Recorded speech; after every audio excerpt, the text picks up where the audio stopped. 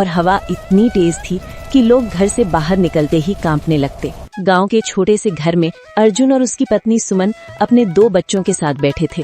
उनके पास केवल एक पतली रजाई थी और घर में रोटियों की कमी थी। सुमन ने डरते हुए कहा, अर्जुन, आज बच्चों को कुछ खिलाने को भी नहीं है। बाहर इतनी ठंड है, तुम्हें काम पर जाना पड़ेगा। तुम तो जानते हो, देव होटल वालों की पहली चाय का समय बिल्कुल सही होना चाहिए। अगर देर हुई तो हमें भी नुकसान होगा।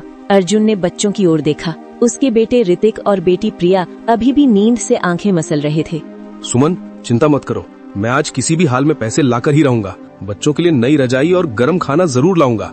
अर्जुन ने खुद को शांत करते हुए कहा। कोहरे में अर्जुन बाहर निकला। उसकी सांस धुंध में बदल रही थी, लेकिन मन में बच्चों के लिए उम्मीद और हिम्मत थी।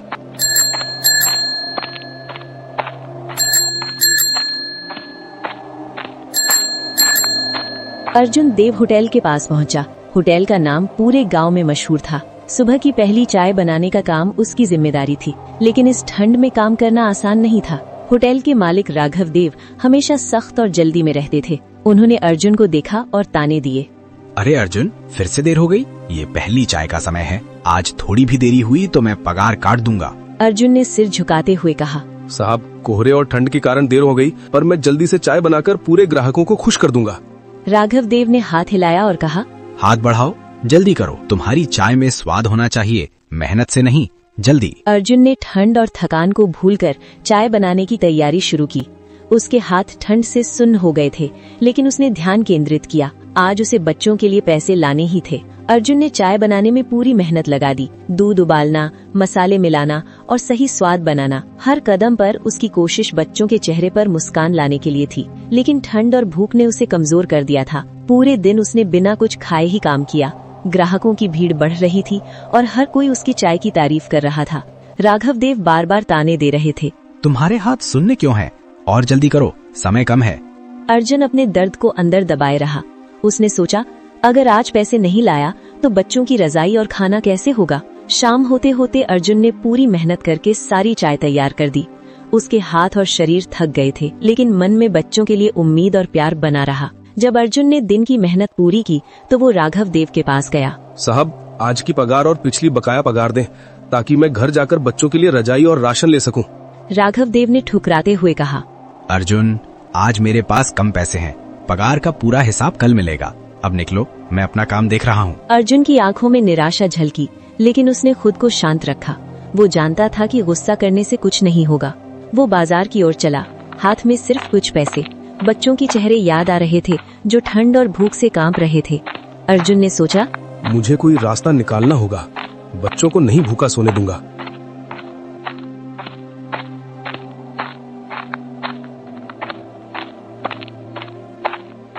तभी उसकी नजर बाजार में लगी रजाई और गर्म खाने पर, लेकिन पैसे बहुत कम थे। उसे जल्दी ही एक तरीका सोचना था। अर्जुन रजाई और सब्जियां लेकर घर लौटा। सुमन ने बच्चों को देखकर राहत की सांस ली। प्रिया और ऋतिक ने गर्म रजाई में घुसते ही खुशी से चिल्लाया, पापा, अब हमें ठंड नहीं लगेगी। लेकिन उस रात भी चिंता कम नहीं हुई। अर्जुन सोच रहा था कि अब अगले दिन से बच्चों की पढ़ाई, घर का खर्च और खाने की व्यवस्था कैसे होगी। अचानक उसने देखा कि ऋतिक बुखार से कांप रहा था। सुमन घबराई, अर्जुन, जल्दी डॉक्टर के पास चलो, इसे तेज बुखार है। अर्जुन की चिंता दुगनी हो गई। उसने सोचा, मैंने बच्चों के लिए सब कुछ किया, लेकिन अब उनका इलाज कैसे करवाऊं? मेरे पास पर्याप्त पैसे नहीं है। वो जानता था कि यही रात उसका असली परीक्षा का समय है। अर्जुन ऋतिक को लेकर पास के डॉक्टर समीर के पास पहुंचा। डॉक्टर समीर ने बच्चे की हालत देखी और बोले, ये बहुत तेज बुखार है, इसे तुरंत इलाज की जरूरत है। 5 इंजेक्शन चाहिए, हर एक की कीमत 200 रुपए है। डॉक्टर साहब, मेरे पास अभी सिर्फ 100 रुपए है। क्या आप पहले एक इंजेक्शन लगा देंगे? बाकी पैसे मैं कल लाऊंगा। डॉक्टर समीर ने अर्जुन की आंखों में ईमानदारी देखी और बोले, ठीक है, तुम्हारी स्थिति को देखकर मैं पहला इंजेक्शन लगा देता हूँ, पर ध्यान रखना, बाकी का इलाज कल तक पूरा करना होगा। अर्जुन ने राहत की सांस ली। उसने ऋतिक के सिर को सहलाते हुए सोचा, अब कम से कम पहला कदम को पूरा हो गया। बाकी पैसे के लिए मुझे जल्दी कोई रास्ता ढूंढना होगा। अर्जुन ने पूरे दिन सोचा कि कैसे वो बच्चों के लिए पैसे जुटा सकता है। फिर उसे याद आया कि गांव के जंगल में लकड़ी की बहुत मांग है। ठंड के मौसम में हर घर और होटल को लकड़ी चाहिए। अर्जुन ने ठान लिया, मैं लकड़ी काटूंगा और बेचूंगा। इससे बच्चों के लिए राशन और इलाज का खर्च निकल आएगा। लेकिन उसने ये भी याद किया कि दिन में जंगल पर कुछ दबंग लोग काम करते हैं और अगर दिन में जाएगा तो परेशान हो सकता है। इसलिए उसने रात का समय चुना। रात के 3 बजे ठंडी हवाओं और कोहरे के बीच अर्जुन अपनी कुल्हाड़ी लेकर जंगल की ओर चल पड़ा।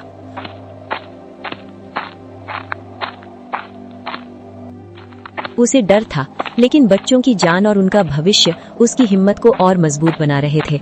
अर्जुन ने जंगल में कदम रखा। चारों ओर घना अंधेरा और कोहरा था। कुल्हाड़ी हाथ में पकड़े हुए वो सावधानी से आगे बढ़ा।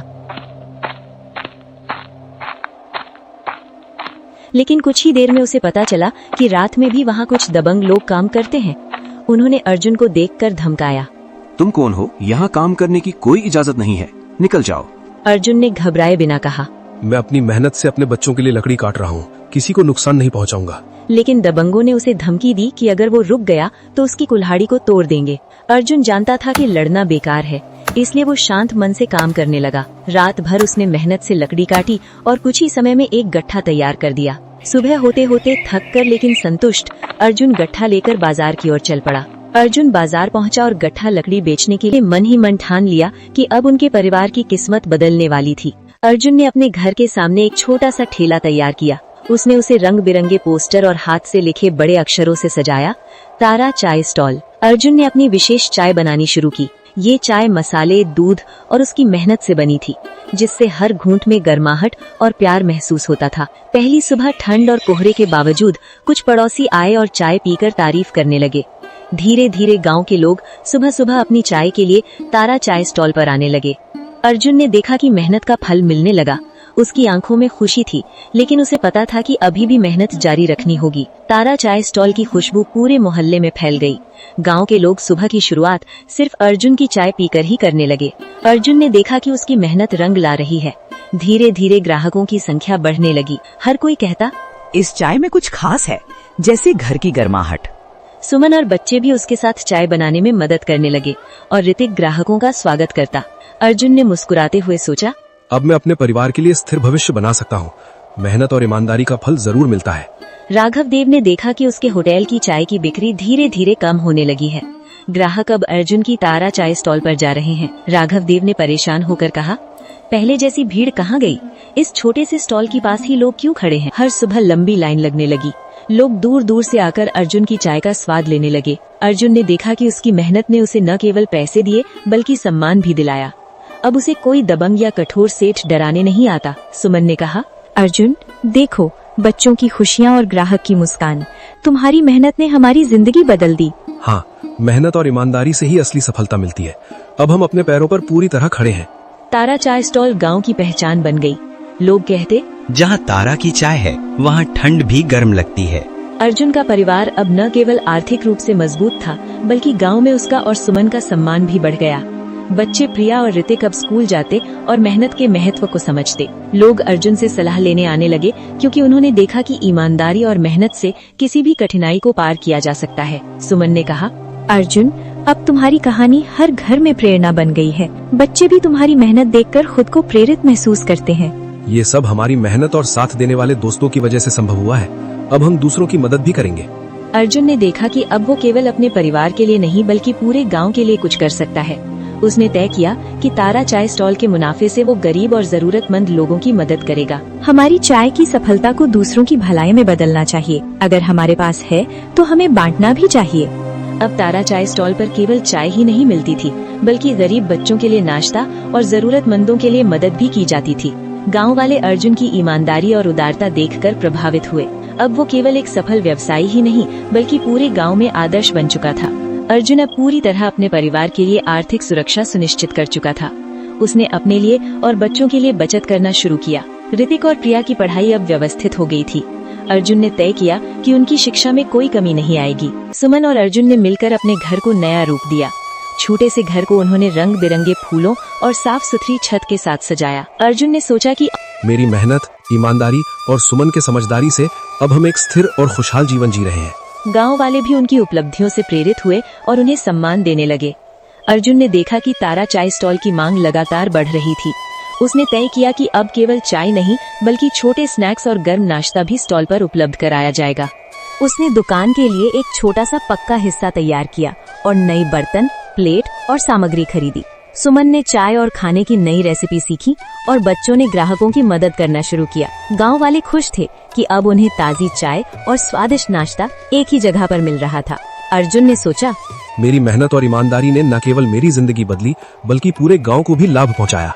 तारा चाय स्टॉल अब पूरे गांव में एक मिसाल बन गया। लोग कहते थे, अर्जुन की चाय में सिर्फ स्वाद नहीं, ईमानदारी और मेहनत की गर्माहट भी है।